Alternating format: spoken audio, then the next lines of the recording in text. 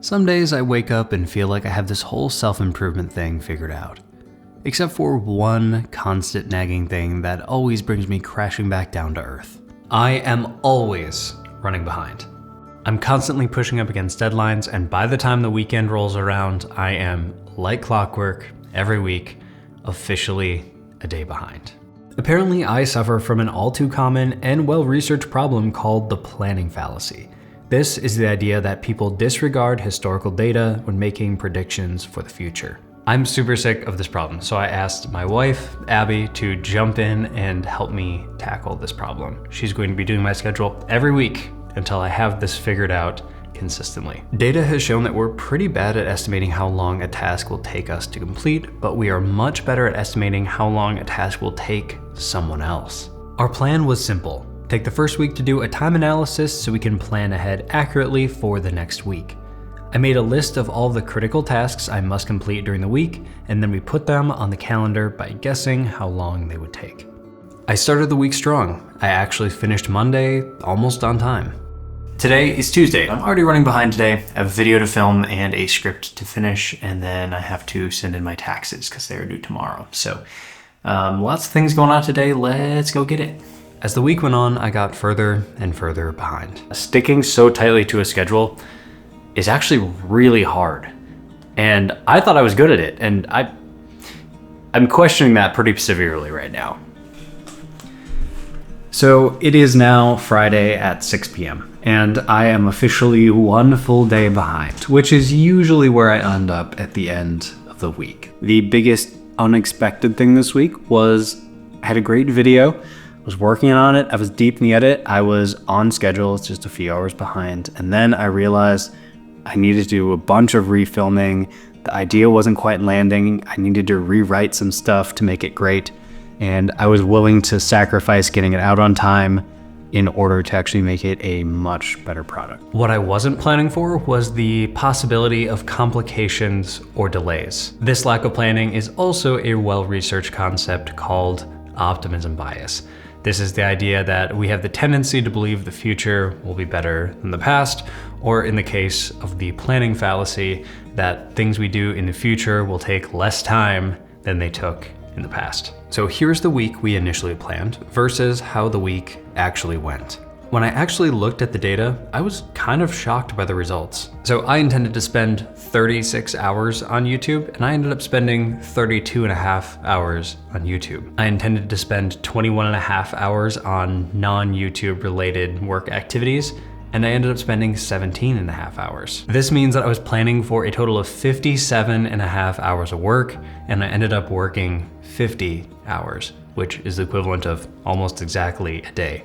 Now, I had no idea I was planning this much work during the week. I just assumed I was planning a little over 40 hours. By the way, I didn't count Sunday. That's my day off. I don't work, and the point of that day is to just rest and recharge. So if the math seems incomplete for this entire week, that's why. The rest of the time estimates actually lined up pretty well, but the planned distribution of the times versus the actual distribution was all over the place. Abby and I sat down together to review the data.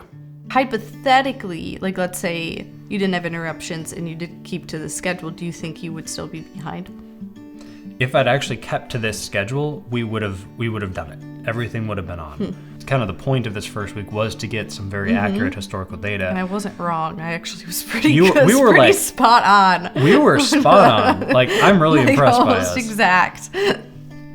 Which tells us that we are actually good at planning. Yes. I'm just not that good at following through with the plans. Yeah. And I wanted to see where that issue ended up being.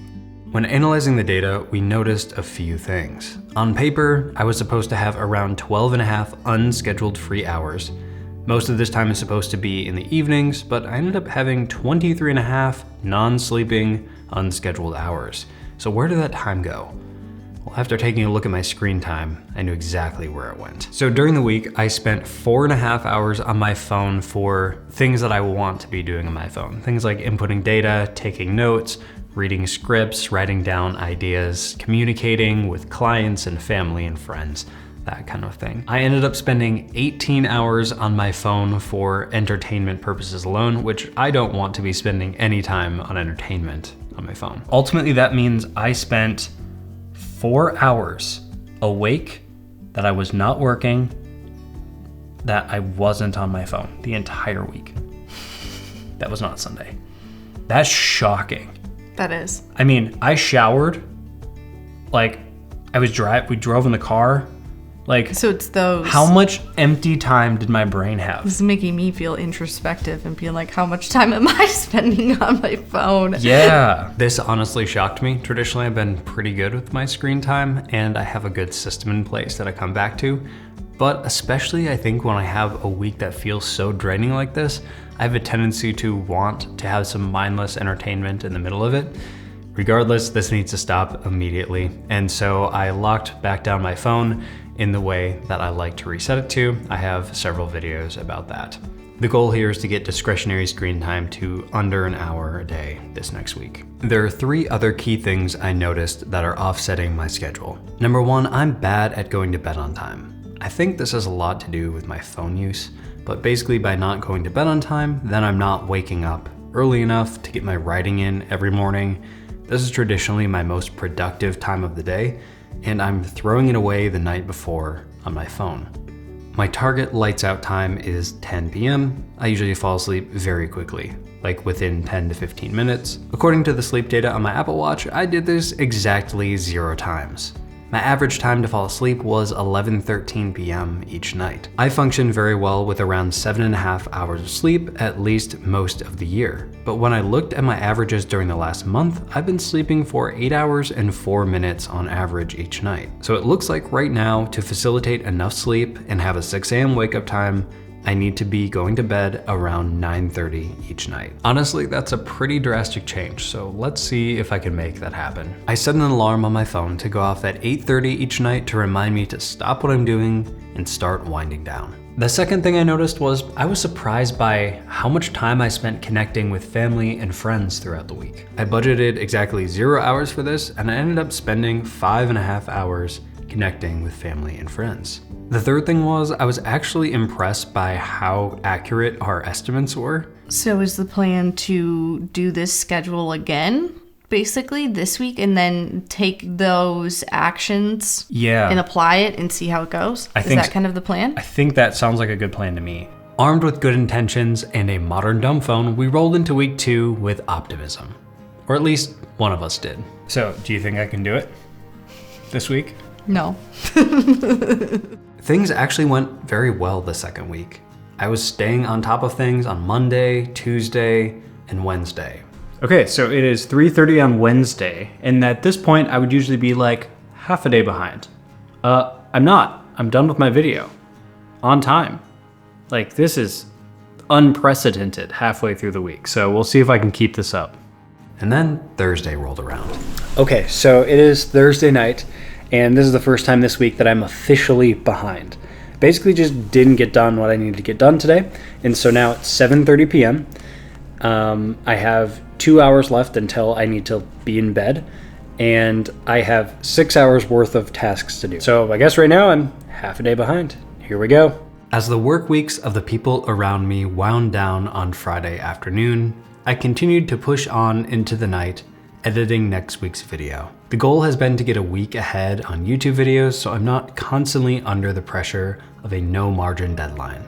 A little bit of sacrifice right now will go a long ways in the future. So it is Saturday morning, and I need to film B-roll and then drop it into my edit. And honestly, I would rather be doing anything else right now. I do not want to be working.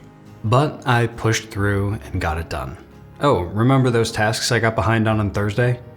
I was able to squeeze them both in on Saturday afternoon. As the second week drew to a close, I sat down to review where I was at. For the first time in as long as I can remember, I finished everything I needed to finish during the week without finishing a day behind. So mission accomplished. But I'm still going to work with Abby for at least the next few weeks to make sure this wasn't a fluke. Looking at the data, there are a few tweaks I'm going to make for next week. Number 1, I'm going to limit my working hours to 40 hours And if I can't get something done in that time, well, I can't do it during the week. Hopefully this should allow me to not have to work on Saturday and Sunday. The second thing is to double down on this and actually schedule Friday as a buffer day, because I traditionally finish a day behind on everything.